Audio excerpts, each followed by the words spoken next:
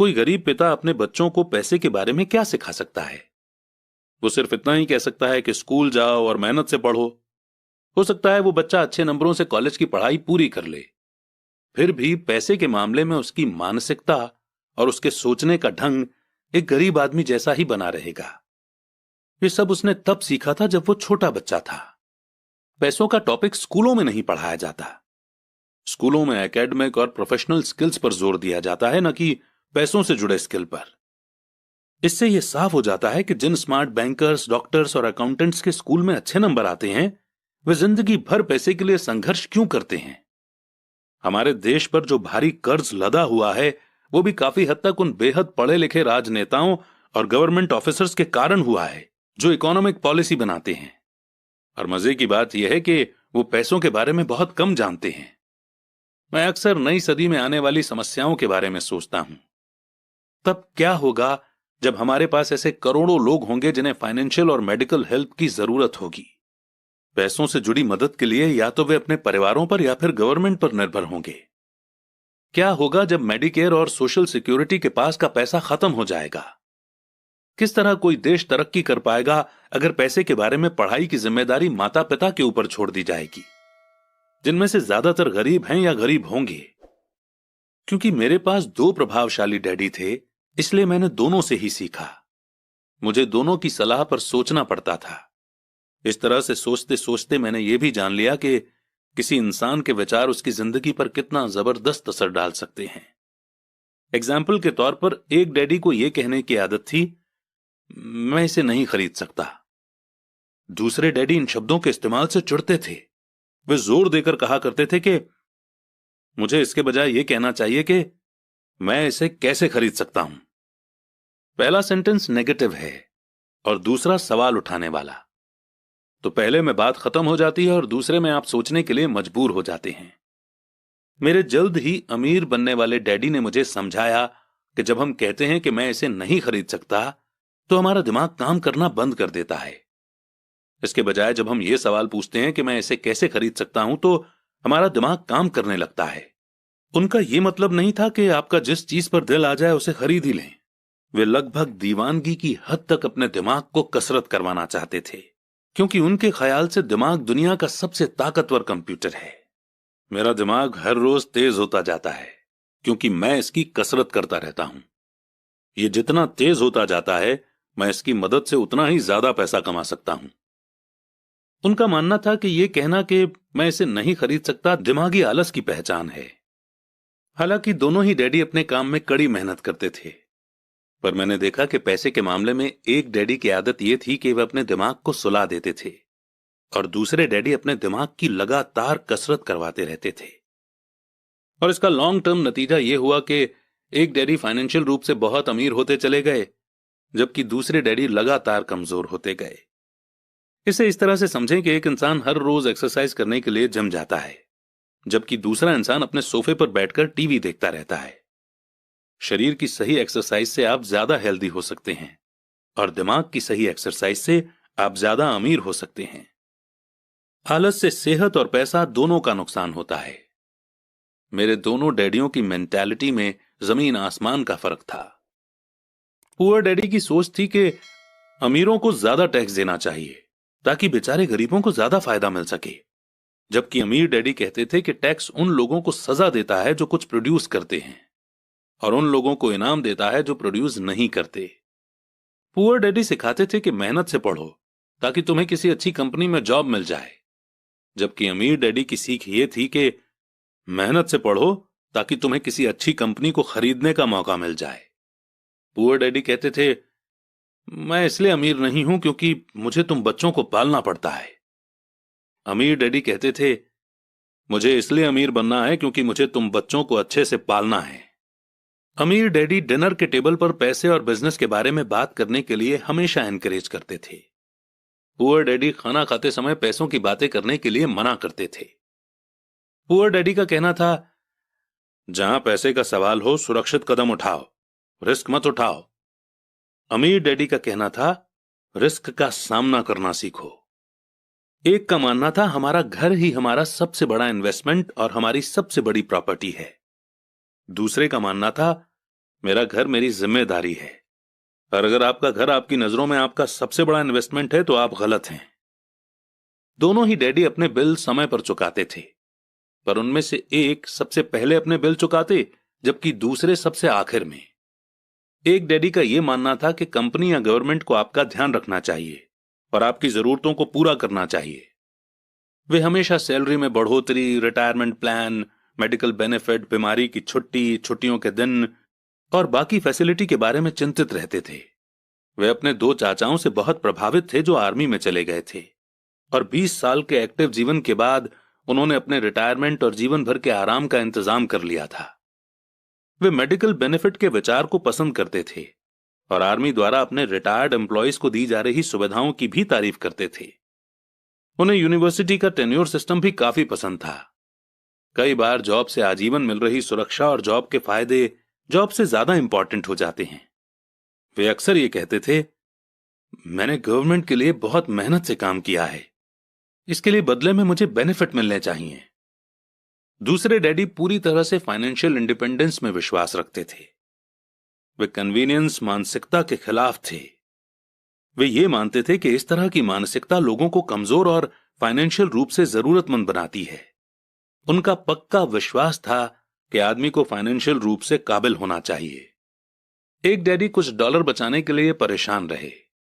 दूसरे डैडी एक के बाद एक इन्वेस्टमेंट करते रहे। एक डैडी ने मुझे बताया कि अच्छी जॉब तलाशने के लिए अच्छा सा बायोडाटा कैसे लिखा जाए। दूसरे डैडी ने मुझे यह सिखाया कि कैसे मजबूत बिजनेस और फाइनेंशियल प्लान्स लिखे जाएं, जिससे मैं किसी दूसरे को जॉब दे सकूं। दो प्रभावशाली डैडियों के साथ रहने के कारण मुझे एनालाइज करने का मौका मिला कि उनके विचारों का उनके जीवन पर कितना असर हो रहा है। मैंने पाया कि दरअसल लोग अपने विचारों से ही अपने जीवन को दिशा देते हैं। एग्जाम्पल के तौर पर मेरे गरीब डैडी हमेशा कहा करते थे, मैं कभी अमीर नहीं बन पाऊंगा, और उनकी यह भविष्यवाणी सही साबित हुई। दूसरी तरफ मेरे अमीर डैडी हमेशा खुद को अमीर समझते थे। वे इस तरह की बातें करते थे, मैं अमीर हूं और अमीर लोग ऐसा नहीं करते। एक बड़े फाइनेंशियल झटके के बाद जब वे दिवालिया होने के कगार पर थे, तब भी वे खुद को अमीर आदमी ही कहते रहे। वे अपने सपोर्ट में यह कहते थे कि गरीब ना होने और पैसे ना होने में फर्क होता है। पैसे पास में ना होना एक टेम्पररी कंडीशन है, जबकि गरीबी परमानेंट है। मेरे गरीब डैडी ये भी कहते थे कि मेरी पैसे में कोई रुचि नहीं है, या पैसा इंपॉर्टेंट नहीं है। मेरे अमीर डैडी हमेशा कहा करते थे कि पैसे में बहुत ताकत है। हो सकता है कि हमारे विचारों की ताकत को कभी मापा न जा सके, या फिर उन्हें पूरी तरह से समझा न जा सके। फिर भी बचपन में ही मैं ये समझ गया था कि हमें अपने विचारों पर ध्यान देना चाहिए और अपने एक्सप्रेशंस पर भी। मैंने देखा कि मेरे गरीब डैडी इसलिए गरीब नहीं थे क्योंकि वे कम कमाते थे, बल्कि इसलिए गरीब थे क्योंकि उनके विचार और काम गरीबों की तरह थे। दो डैडी होने के कारण बचपन से ही मैं इस बारे में बहुत सावधान हो चला था कि मैं किस तरह की सोच अपनाऊं। मैं किसकी बात मानूं, अपने अमीर डैडी की या अपने गरीब डैडी की। हालांकि दोनों ही एजुकेशन और नॉलेज को बहुत इंपॉर्टेंट मानते थे, पर क्या सीखा जाए इस बारे में दोनों की अलग अलग राय थी। एक चाहते थे कि मैं पढ़ाई में कड़ी मेहनत करूं, डिग्री लूं और पैसे कमाने के लिए अच्छी सी जॉब ढूंढ लूं। वे चाहते थे कि मैं एक प्रोफेशनल ऑफिसर, वकील या अकाउंटेंट बन जाऊं या एमबीए कर लूं। दूसरे डैडी मुझे एनकरेज करते थे कि मैं अमीर बनने का राज सीख लूं, ये समझ लूं कि पैसा किस तरह काम करता है, और ये जान लूं कि इससे अपने लिए कैसे काम लिया जाता है। मैं पैसे के लिए काम नहीं करता। इन शब्दों को वो बार बार दोहराया करते थे। पैसा मेरे लिए काम करता है। 9 साल की उम्र में ही मैंने यह फैसला किया कि पैसे के बारे में मैं अपने अमीर डैडी की बात सुनूंगा और उनसे सीखूंगा। यह फैसला करने का मतलब था अपने गरीब डैडी की बातों पर ध्यान न देना। हालांकि उनके पास कॉलेज की बहुत सी डिग्रियां थी जो मेरे अमीर डैडी के पास नहीं थी। एक बार मैंने यह फैसला कर लिया कि मुझे किसकी बात सुननी है, तो उसके बाद मेरी मनी एजुकेशन शुरू हो गई। मेरे अमीर डैडी ने मुझे 30 साल से भी ज्यादा समय तक सिखाया, जब तक कि मेरी उम्र 39 साल की नहीं हो गई, और इसके बाद उन्होंने सिखाना बंद कर दिया। उन्होंने ये देख लिया था कि मैं वो सब समझ चुका हूं जो मेरी मोटी बुद्धि में भरने की वो कोशिश कर रहे थे। पैसा एक तरह की ताकत है, पर इससे भी बड़ी ताकत है फाइनेंशियल एजुकेशन। पैसा तो आता जाता रहता है, पर अगर आप ये जानते हैं कि पैसा किस तरह से काम करता है, तो आप ज्यादा ताकतवर हो जाते हैं। आप दौलत कमाना शुरू कर सकते हैं। सिर्फ पॉजिटिव थिंकिंग से ही समस्या हल नहीं हो सकती, क्योंकि ज्यादातर लोग स्कूल में पढ़ते हैं और वहां ये कभी नहीं सीख पाते कि पैसा किस तरह से काम करता है। इसीलिए वे पैसे के लिए काम करने में अपनी सारी जिंदगी बर्बाद कर देते हैं। मेरी एजुकेशन तब शुरू हुई जब मैं सिर्फ 9 साल का था, और इसी कारण मेरे अमीर डैडी ने मुझे जो लेसन पढ़ाए वे बहुत आसान थे। और सारी बातों को छोड़कर विचार किया जाए तो उन्होंने मुझे 30 सालों तक सिर्फ 6 इंपॉर्टेंट लेसन पढ़ाए। ये बुक उन्हीं 6 लेसन्स के बारे में है, और इसे भी उतना ही आसान बनाने की कोशिश की गई है जितना कि मेरे अमीर डैडी ने इन्हें मेरे लिए आसान बनाया था। ये लेसन आपके लिए जवाब की तरह नहीं लिखे गए हैं, बल्कि गाइड की तरह लिखे गए हैं।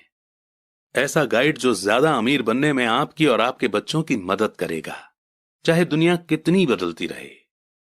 तो लेसन 1 है, अमीर लोग पैसे के लिए काम नहीं करते। लेसन 2, पैसे की समझ क्यों सिखाई जानी चाहिए। लेसन 3, अपने काम से काम रखो। लेसन 4, टैक्स का इतिहास और कॉरपोरेशंस की ताकत। लेसन 5, अमीर लोग पैसे का आविष्कार करते हैं। लेसन 6, सीखने के लिए काम करें, पैसे के लिए काम न करें।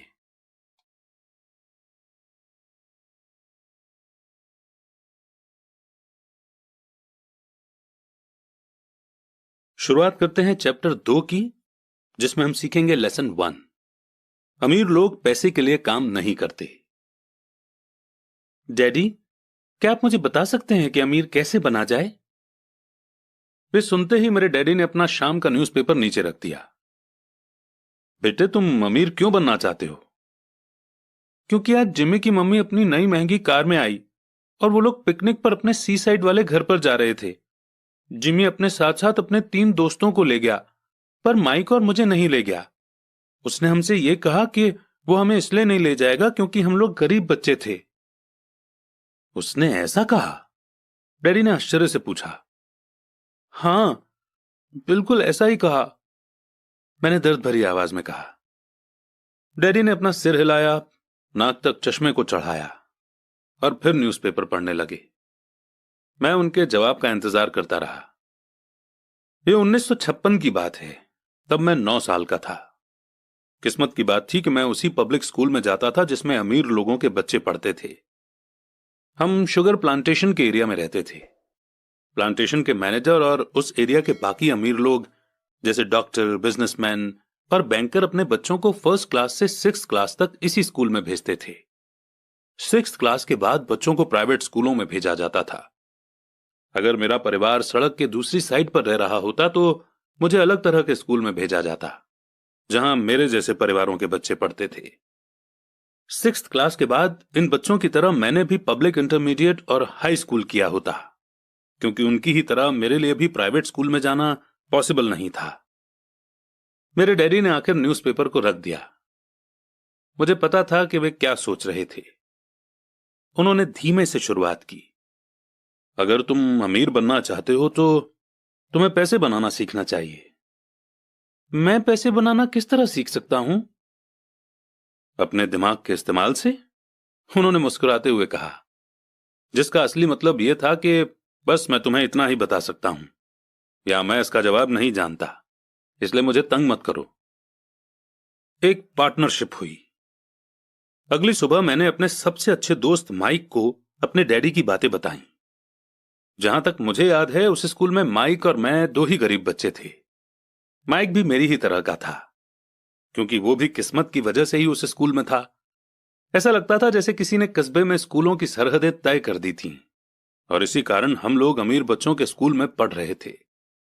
सच कहा जाए तो हम लोग गरीब नहीं थे, पर हमें ऐसा लगता था, क्योंकि बाकी सभी बच्चों के पास नए बेसबॉल ग्लव्स, नई साइकिल और हर चीज होती थी, और हर चीज नई होती थी, और हमारे पास सब पुरानी। मम्मी और डैडी ने हमें जरूरत की सभी चीजें दी थीं, जैसे खाना, घर, कपड़े, लेकिन इससे ज्यादा कुछ नहीं। मेरे डैडी कहा करते थे कि अगर तुम्हें कोई चीज चाहिए तो उसके लिए काम करो। हमें बहुत सी चीजें चाहिए थीं, लेकिन 9 साल के बच्चों के करने के लिए ज्यादा काम मौजूद नहीं थे। माइक ने पूछा, तो पैसा कमाने के लिए हमें क्या करना चाहिए? मैं नहीं जानता, मैंने कहा।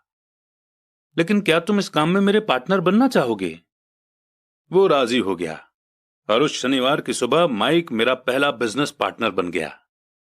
हम दोनों पूरी सुबह यही सोचते रहे कि पैसा किस तरह कमाया जाए।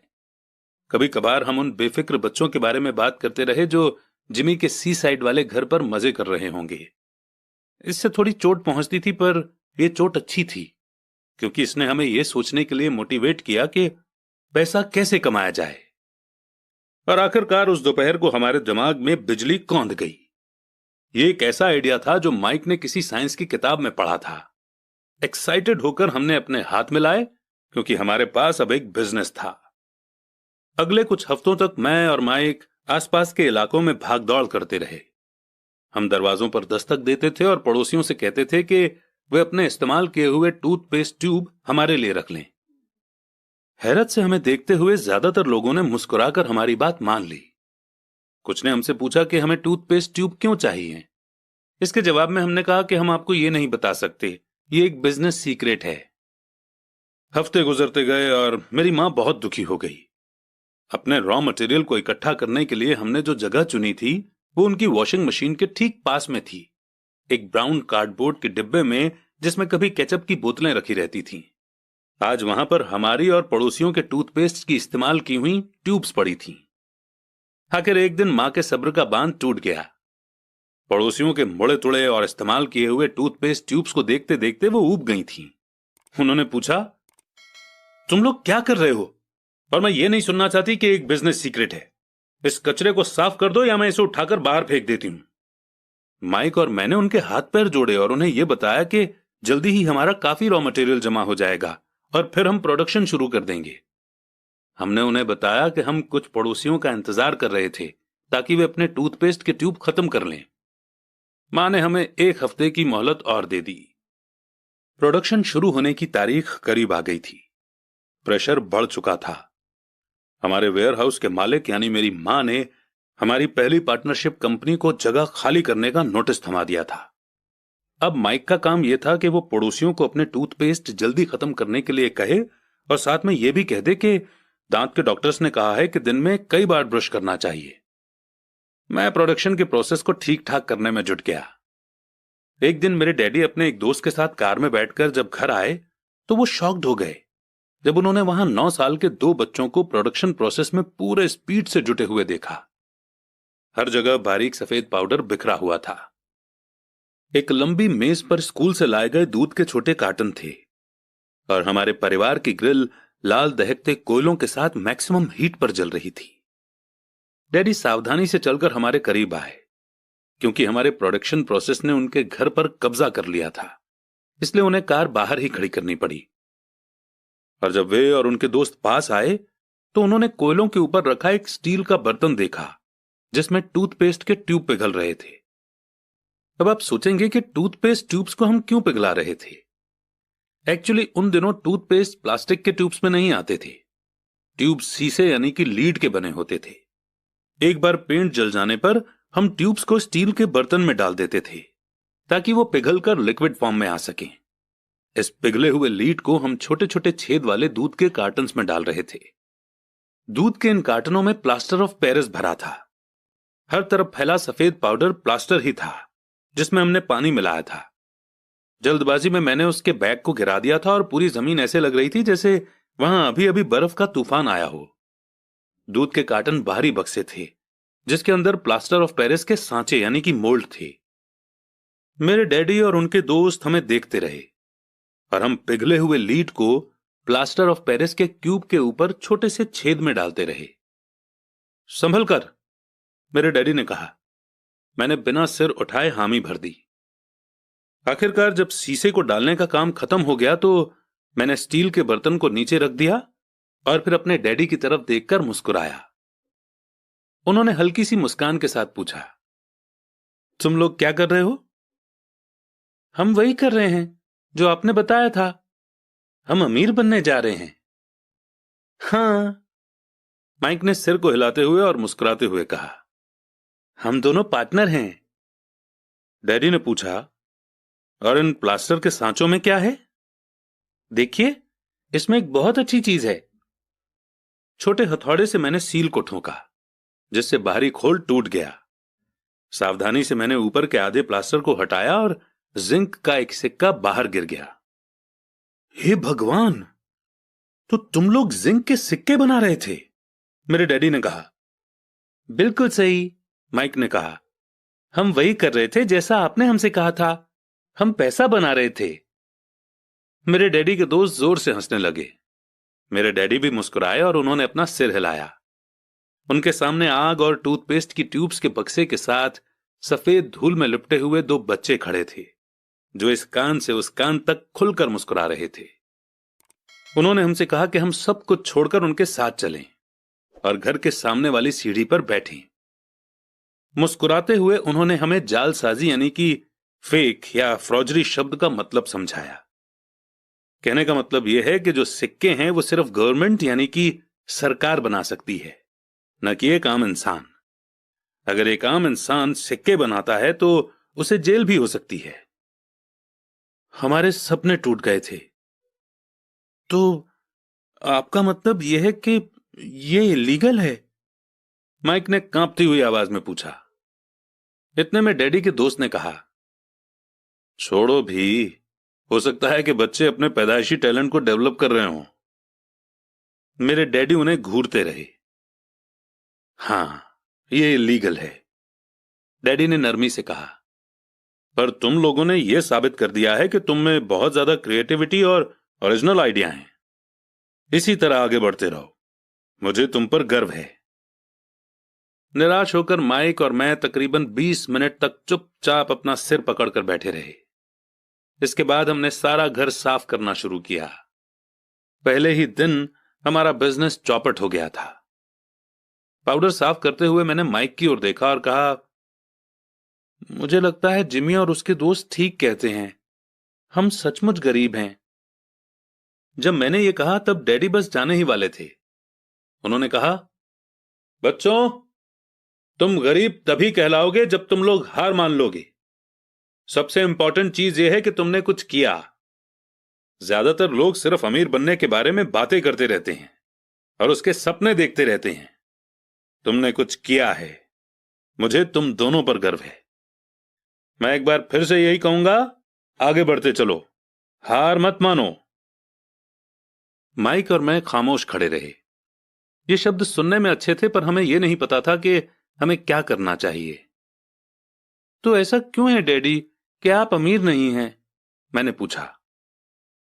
क्योंकि मैंने एक स्कूल टीचर बनने का फैसला किया था। स्कूल के टीचर अमीर बनने के बारे में नहीं सोचते, हम सिर्फ पढ़ाना पसंद करते हैं।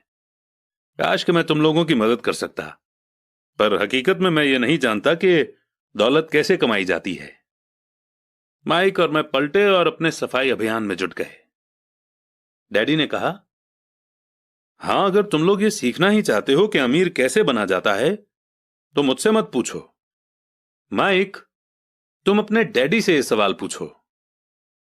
मेरे डैडी? माइक ने हैरानी से कहा। हां, तुम्हारे डैडी। मेरे डैडी ने मुस्कुराकर कहा, तुम्हारे डैडी और मेरा बैंकर एक ही है और वो तुम्हारे डैडी की बहुत तारीफ करता है। उसने मुझे कई बार यह बताया है कि पैसा बनाने में तुम्हारे डैडी का कोई जवाब नहीं। मेरे डैडी? माइक ने एक बार फिर से हैरानी से पूछा। फिर ऐसा क्यों है कि स्कूल के अमीर बच्चों की तरह हमारे पास शानदार कार और आलीशान बंगला नहीं है? शानदार कार और आलीशान बंगले के होने का मतलब यह नहीं होता कि आप पक्के रूप से अमीर हैं या आप पैसा बनाने की कला जानते हैं, डैडी ने जवाब दिया।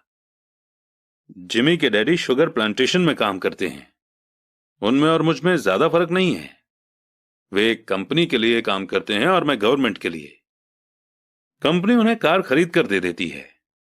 इस समय चीनी की कंपनियां फाइनेंशियल प्रॉब्लम्स में फंसी हुई हैं और जिमी के डैडी के पास जल्दी ही कुछ नहीं बचेगा। तुम्हारे डैडी अलग हैं माइक। ऐसा लगता है कि वे एक एम्पायर बनाने जा रहे हैं, और मेरा अंदाज है कि कुछ ही सालों में वे बहुत अमीर बन जाएंगे। ये सुनकर माइक और मैं एक बार फिर से एक्साइटेड हो गए। नए जोश से हमने अपने डूबे हुए बिजनेस के कचरे को साफ करना शुरू कर दिया। जब हम सफाई कर रहे थे तो हमने यह भी प्लान बना लिया कि कब और कैसे माइक के डैडी से बात की जाए। प्रॉब्लम यह थी कि माइक के डैडी बहुत ज्यादा काम करते थे और देर रात तक घर नहीं लौटते थे।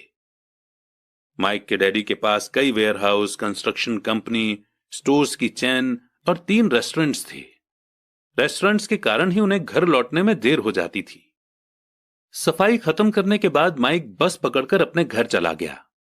वो अपने डैडी से बात करने वाला था, चाहे वे कितनी ही देर से घर लौटें, और उनसे पूछने वाला था कि क्या वे हमें अमीर बनने की तरकीब सिखाने के लिए तैयार हैं।